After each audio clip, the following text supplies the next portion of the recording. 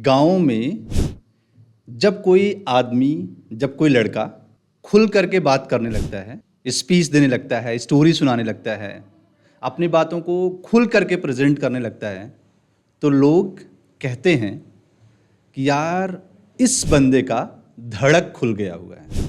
और आज मैं इसी धड़क के ऊपर बात करने वाला हूँ। पब्लिक स्पीकिंग में जब तक किसी इंसान का धड़क नहीं खुल जाता है, तब तक वो दिल खोल करके बात नहीं कर पाता है। ना तो वो दिल खोल करके कहानी सुना पाता है, और ना ही दिल खोल करके वो अपने इमोशंस को व्यक्त कर पाता है, ना ही वो इमोशंस अपने चेहरे पर लेकर के आ पाता है। आज हम बात करेंगे उसी धड़क की। हो सकता है कि ये धड़क अलग अलग जगहों पे अलग अलग प्रकार का हो। मैं धड़क बोलता हूँ, कोई कहता है कि भाई आप बहुत ओपन हो, आप कॉन्फिडेंट हो, बट एक्चुअल में यही होता है कि नाउ आपको मजा आने लगा है। और जब इंसान का धड़क खुल जाता है तो उसके साथ दो चीजें होती हैं। जो स्टेज फियर का डर है, हम उसको दो भागों में डिवाइड करके चलते हैं।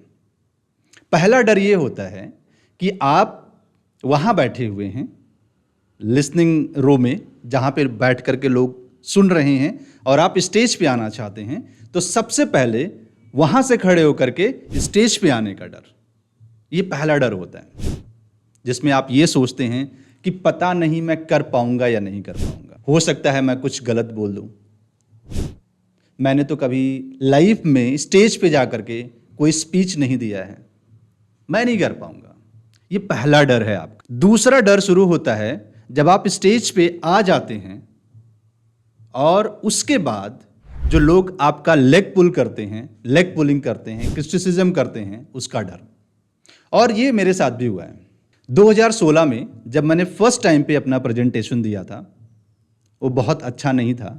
मुझे 100 लोगों के सामने एक छोटा सा प्रेजेंटेशन डिलीवर करना था। मैंने तैयारी की, पीपीटी बनाया, but the moment I went on the stage something happened to me. Blank हो गया, नर्वस हो गया। जो मैंने सोचा था कि मैं बोलूँगा, जिस तरह से सोचा था बोलूँगा, भूल गया। बड़ी मुश्किल से मैंने अपना प्रेजेंटेशन दिया, क्योंकि मेरे पास स्लाइड्स थी, तो मैंने किसी तरह से प्रेजेंटेशन दे दिया। पहला डर जो मैं सोचता था कि मैं फेल हो जाऊँगा, वो मेरे साथ हुआ और मैं बहुत अच्छा नहीं कर पाया। दूसरा डर, नेक्स्ट डे जब मैं ऑफिस में पहुंचा, तो जो मेरे दोस्त थे उन लोगों ने बोला कि Siraj, you did a great job, but you need to work on your communication skill. You need to work on your presentation skill.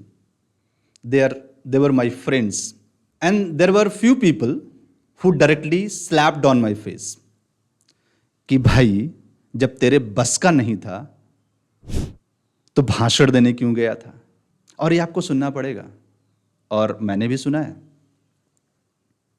लेकिन होता क्या है कि जब आप कंटिन्यूअसली स्पीच देने लगते हैं, बात करने लगते हैं, प्रेजेंटेशन देने लगते हैं, दिल खोल करके बात करने का तय कर लेते हैं, फैसला कर लेते हैं कि भाई चाहे कुछ भी हो जाए, अब मैं नहीं डरूंगा। जो लोग कहते हैं कहने दो, I don't care about it, I don't bother about it कि लोग मेरे बारे में क्या बात कर रहे हैं, बस मैं करूंगा। मुझे जो बात जैसे कहनी है मैं वैसे करूंगा, जो मुझे बात जैसे कहनी है मैं वैसे कहूंगा। I don't care about people. और उसी मोमेंट से आप बेधड़क हो जाते हैं। और जब आप बेधड़क हो जाते हैं तो वहां से रियल पब्लिक स्पीकिंग शुरू होती है।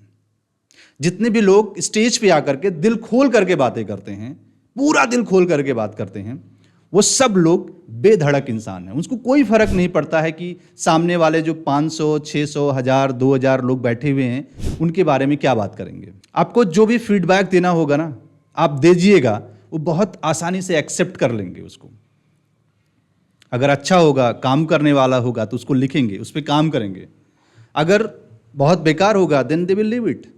तो बेधड़क होना बहुत जरूरी है, और हम इसको सीखते हैं। और इसको हम कैसे सीख सकते हैं? इसका सिंपल सा फंडा ये है कि आप स्टेज पे उतरना शुरू कीजिए। लोगों के सामने बोलना शुरू कीजिए। मोटिवेशन जो होता है वो 5 दिन, 2 दिन, 3 दिन तक ही रहता है, लेकिन जो आपके अंदर इंप्रूवमेंट लाएगा वो आपका कंटिन्यूअस एक्शन लेकर के आएगा। अगर किसी तरह से आप ये कॉन्फिडेंस, कम्युनिकेशन, पब्लिक स्पीकिंग अपने डेली लाइफ में, डेली रूटीन में, डेली एक्टिविटीज़ में ला पाते हैं, आप जीत जाएंगे। आप बहुत आसानी से एक बेधड़क इंसान बन जाएंगे।